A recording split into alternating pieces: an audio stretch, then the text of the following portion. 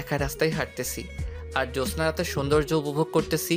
কিন্তু এই সৌন্দর্য যে এখন আর আমার ভালো লাগে না, কারণ আমি আমার প্রিয় দুইটা জিনিস যে হারিয়ে ফেললাম। কিন্তু কি করব, এইসব নিয়ে চিন্তা করে লাভ নেই। এখন আমার ক্যারিয়ার নিয়ে ভাবতেছি। হঠাৎ দেখি কয়েকজন ছেলে একটা লোকের সাথে ধস্তাধস্তি করতেছে। আমি বাধা দিতেই ওরা আমার পেটে ছুরি ঢুকিয়ে দিয়েই পালিয়ে যায়। এরপর আর কিছু মনে নেই। তারপর যখন চোখ খুললাম তখন দেখি যেই মানুষটাকে বাঁচাতে গিয়ে আমি আঘাত পেয়েছি, সেই লোকটি আর একটা মেয়ে আমার পাশে বসে আছে। হয়তো তার মেয়ে হবে। লোকটি আমার চোখ খুলতে দেখে বলল, তোমার এখন কেমন লাগছে? ভালো, কিন্তু একটু ব্যথা করছে। আস্তে আস্তে ঠিক হয়ে যাবে। আচ্ছা, তোমার নাম কি? তামিম। আর আপনি কে আঙ্কেল? আমি আরিফ চৌধুরী, চৌধুরী গ্রুপ অফ ইন্ডাস্ট্রিজের মালিক। আর ইনিকে? তখন মেয়েটি বলল, আমি মাইশা চৌধুরী। আচ্ছা, তোমার বাবা মার নম্বরটা দাও। আর তুমি কোথায় থাকো? আমার তো কেউ নাই আঙ্কেল, আর আমি ঢাকায় কাল রাতে আসছি। কে বলেছে তোমার কেউ নেই? আজ থেকে তুমি আমাদের সাথেই থাকবে। না আঙ্কেল, আপনারা আমার জন্য অনেক করছেন। আপনাদের এই ঋণ আমি কোনোদিন শোধ করতে পারবো না। কিসের ঋণ? বাবার কাছে ছেলের ঋণ থাকে না। আজ থেকে তুমি আমাদের সাথেই থাকবে। না আঙ্কেল, এই আমাকে আর বলতে না দিয়ে আঙ্কেল বললেন, তোমাদের সাথে থাকবে ব্যাস, আমি আর কোনো কথা শুনতে চাই না। কিন্তু তখন মাইশা বলল, কোনো কিন্তু নয়, তুমি আমাদের সাথে থাকবে ব্যাস। ওনাদের জোরাজোরিতে আমি ওনাদের সাথে যেতে রাজি হলাম।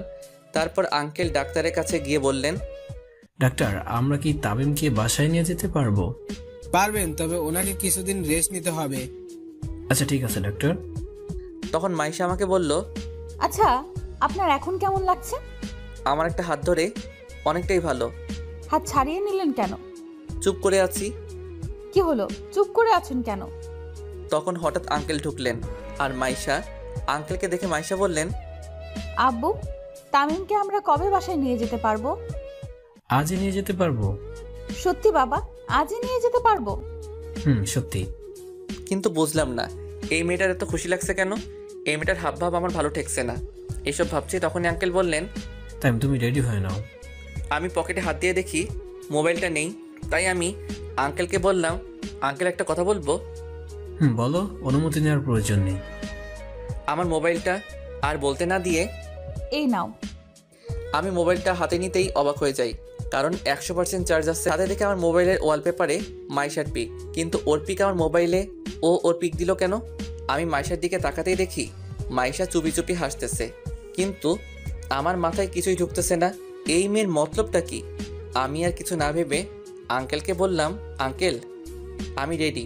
বলে উঠতেই পেটের ব্যথায় পড়ে যেতেই মাইশা আমাকে ধরে ফেললো।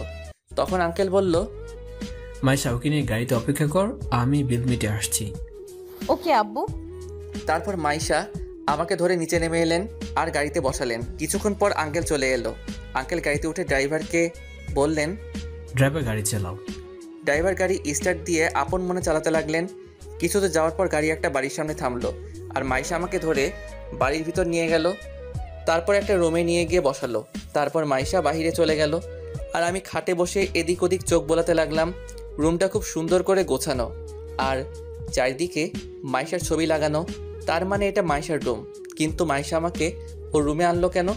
এইসব ভাবতেছি, হঠাৎ মাথা ব্যথা করছে, তাই শুয়ে পড়লাম। আর বাবা মায়ের কথা ভাবতেছি। হঠাৎ খেয়াল করলাম চোখ থেকে পানি ঝরছে। বাবা মায়ের কথা ভাবতে ভাবতে কখন যে ঘুমিয়ে পড়লাম নিজেও জানি না। তারপর যখন ঘুম থেকে উঠলাম তখন অনুভব করলাম কেউ আমার মাথায় হাত বুলিয়ে দিচ্ছে। আমি চোখ খুলতেই দেখি মাইশা আমার মাথায় হাত বুলিয়ে দিচ্ছে। আমি চোখ খুলতে দেখে মাইশা হাত সরিয়ে বলল, ও ঘুম থেকে উঠেছেন? যান গিয়ে ফ্রেশ হয়ে আসেন, কিছু খেতে হবে, না হলে ওষুধ খাবেন কিভাবে? আমি অসহায় দৃষ্টিতে তাকিয়ে আছি, কারণ আমি হাঁটতে চাইলে পড়ে যাব, কারণ আমার পেটে ব্যথা হবে। আমার তাকিয়ে থাকা দেখে মাইশা বলল, আপনি তো ভালোভাবে হাঁটতেও পারবেন না। তারপর মাইশা আমাকে ধরে ওয়াশরুমে নিয়ে গেলেন। আমাকে ফ্রেশ করে এনে আমাকে বিছানায় বসালেন।